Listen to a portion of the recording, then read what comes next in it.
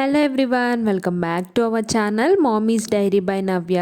మన ఛానల్ని ఎవరైతే ఫస్ట్ టైం చూస్తున్నారో please do subscribe. Last time ఒక వీడియో అప్లోడ్ చేశాను కదా, అంగన్వాడీ పాలతో పన్నీర్ చేశానని. సో ఆ పన్నీర్ని ఇవాళ నేను పన్నీర్ కుర్మా చేశాను.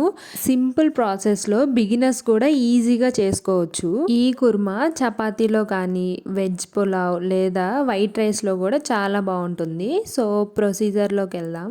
నేను పన్నీర్ చేసిన తర్వాత డీప్ ఫ్రిడ్జ్లో పెట్టాను. సో అందుకనే కర్రీ చేయడానికి ఒక 1 అవర్ ముందు బయట పెట్టాను. మీరు ఫ్రెష్ పన్నీర్ అయితే అప్పటికప్పుడు వేసుకోవచ్చు. సో దీనికి కావాల్సింది 2 మీడియం సైజ్ ఆనియన్స్, 3 టొమాటోస్, కావాల్సినన్ని మిర్చి.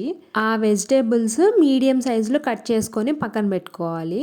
నేను ఇక్కడ హాఫ్ పన్నీర్ తీసి కర్రీ చేస్తున్నాను. సో అది సపరేట్ చేసి మిగిలినది ఫ్రిడ్జ్లో పెట్టేస్తున్నా. మేము ఉండేది నలుగురమే కదా, సో ఆ పన్నీర్ అంతా ఎక్కువైపోయిద్ది అని చెప్పి హాఫ్ పన్నీర్ తీసి కర్రీ చేస్తున్నా, హాఫ్ మళ్ళీ డీప్ ఫ్రిడ్జ్లో పెట్టేశాను. అలానే ఇందాక చూపించిన వెజిటేబుల్స్ అన్ని కట్ చేసుకున్నాక ఒక ఆనియన్, 4 మిర్చి సపరేట్గా కట్ చేసి పక్కన పెట్టుకోవాలి. అది కర్రీ చేసేటప్పుడు యూజ్ చేసుకోవడానికి. ఫస్ట్ అయితే కర్రీ ప్యాన్ పెట్టుకొని దాంట్లో ఆయిల్ యాడ్ చేసుకోవాలి. ఆయిల్ హీట్ అయిన తర్వాత పన్నీర్ పీసెస్ని వేసి లైట్గా టాస్ చేసుకోవాలి. ఇలా చేయడం వల్ల కర్రీలో వేసినప్పుడు పీసెస్ విరిగిపోకుండా అలానే పీసెస్ లానే ఉంటాయి. సో అందుకనే లైట్గా టాస్ చేసుకోవాలి.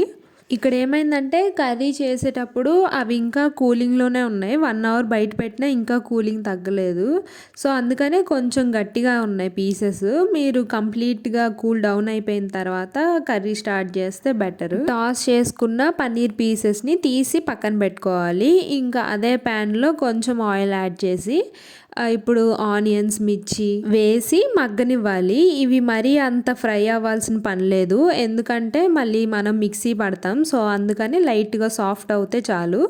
ఇవి కొంచెం సాఫ్ట్ అయిన తర్వాత కొన్ని జీడిపప్పులను యాడ్ చేసుకున్నాను.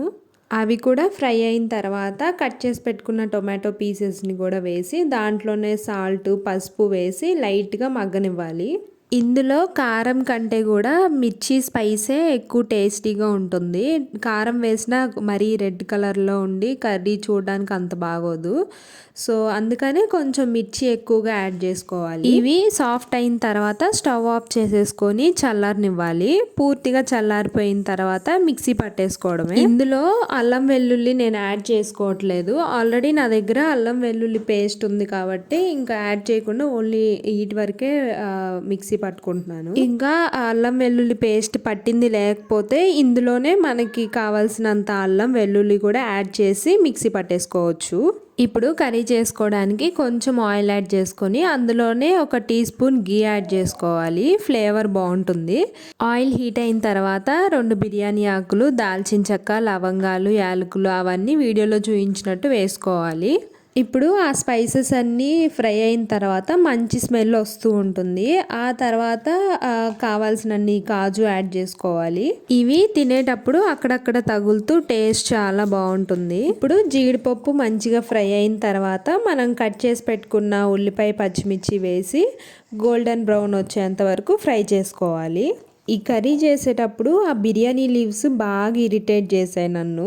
అసలు అవి తిప్పేటప్పుడు ఆయిల్ మీద పడుతూ ఉన్నాయి. అసలు అవి సరిగ్గా ఆనియన్స్ని ఫ్రై అవ్వనివ్వట్లేదు.